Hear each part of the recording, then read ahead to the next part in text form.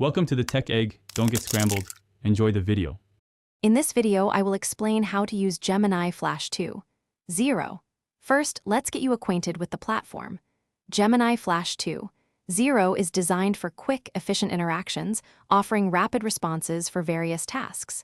To begin, simply open your web browser and navigate to the Gemini Flash 2.0 interface. Make sure your account is active and all necessary permissions are granted for a smooth experience. Now, let's dive into crafting prompts that yield excellent results. The key is clarity and conciseness. Think about what you want the AI to do and state it directly.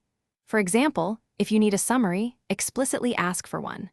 Adding context, such as a specific topic or a desired tone, helps Gemini Flash 2.0 understand your intent and deliver a more accurate and useful response. Once Gemini Flash 2.0 generates a response, take a moment to review it carefully. Check if the information is accurate and directly addresses your prompt.